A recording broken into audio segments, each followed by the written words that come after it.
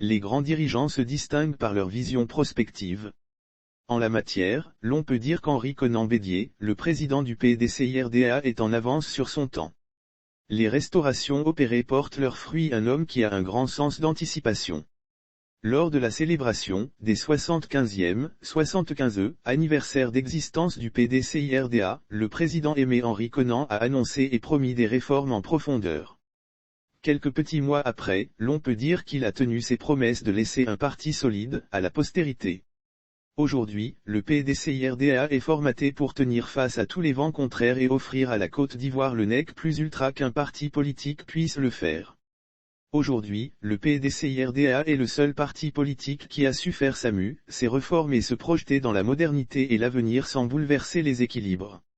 Disposant d'hommes et de femmes autour du président Henri Konan Bédier, le PDCIRDA n'a eu aucune peine à se restructurer. Le parti est le seul à ne pas avoir goûté aux aspérités de la division outre un projet de société savamment conçu. Le parti doyen s'est doté d'organes qui animent le parti comme les appareils de l'État, à l'aune de l'évolution. De sorte à ne pas être dépaysé, une fois le retour au pouvoir d'État est acquis, en 2025. En tout état de cause, quand l'on observe la configuration politique actuelle et les forces en présence, sur le terrain, le PDCIRDA part en pole position. Le parti est le seul à ne pas avoir goûté aux aspérités de la division. Unis, forts et hyper motivés, les militants de base et la direction du parti n'ont qu'un seul objectif, gagner toutes les échéances électorales à venir. En 2022, le parti a le vent en poupe. Le plus grand parti de Côte d'Ivoire se doit juste, par une communication de qualité, s'imposer dans le débat public et convaincre les Ivoiriens. En 2022, le parti a le vent en poupe. Les responsables, les militants et les sympathisants doivent en profiter pour transformer l'essai, la reconquête du pouvoir d'État. Le vieux parti ne doit pas rater le coche. En 2025. Parti implanté sur tout le territoire national, le PDCI doit juste réveiller ses cellules dormantes. Le parti a une masse critique de militants, une majorité certaine et confortable pour parvenir à ses fins.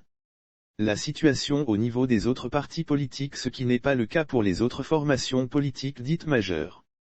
Au RHDP, la dernière restructuration a laissé un grand nombre de militants et de cadres sur le bord du chemin. Ces derniers fulminent et ruminent leur colère.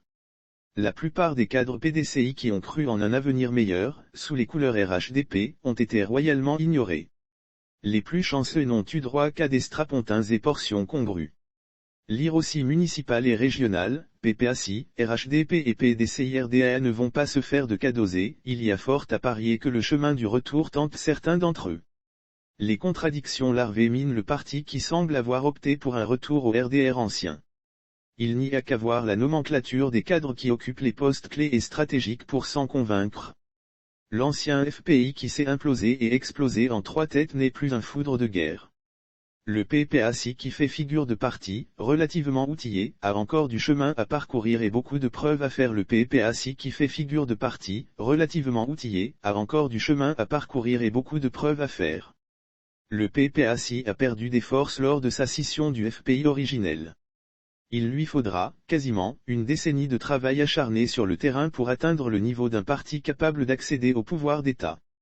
Lire aussi présidentielle 2025, Bédier et le PDCI se mettent en ordre de bataille, ce qui est prévu dès ce samedi. Le FPI, l'UDPCI, l'URD et d'autres formations politiques de la place semblent, très loin, du compte.